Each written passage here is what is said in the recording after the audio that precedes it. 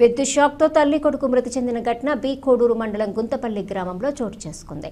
తమకున్న పంట పొలంలో పంట చేనుకు నీరు పారించేందుకు ఇంటి నుంచి పొలానికి వెళ్లిన వారికి కొడుకు స్టార్టర్ను ఆన్ చేస్తుండగా కరెంట్ షాక్ తగలడంతో కొడుకును కాపాడబోయి తల్లి కూడా విద్యుత్ షాక్ తగిలి వారిద్దరూ చనిపోయారు. వివరాల్లోకి వెళ్తే కడప జిల్లా బద్వేల్ డివిజన్ పరిధిలోని బి కోడూరు మండలము గుంతపల్లి గ్రామానికి చెందిన సుబ్బారెడ్డి గుర్రములకు ఇద్దరు కొడుకులు సంతానం. వారు వ్యవసాయం చేసుకుంటూ జీవనం సాగిస్తుండగా మంగళవారము తమకున్న పొలానికి నీరు కట్టేందుకని తల్లి కొడుకులు కలిసి పొలం వద్దకు వెళ్లారు.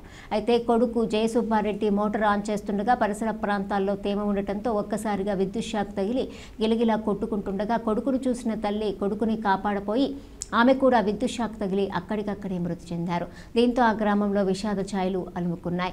ఒకే రైతు కుటుంబానికి సంబంధించిన ఇద్దరు తల్లి కొడుకులు మృతి చెందడం అందరినీ కలచివేసింది. విషయం తెలుసుకున్న పోలీసులు సంఘటనా స్థలానికి చేరుకుని వివరాలను ఆరా తీశారు. ఈ ఘటనకు సంబంధించి మరిన్ని పూర్తి వివరాలు తెలియాల్సి ఉంది.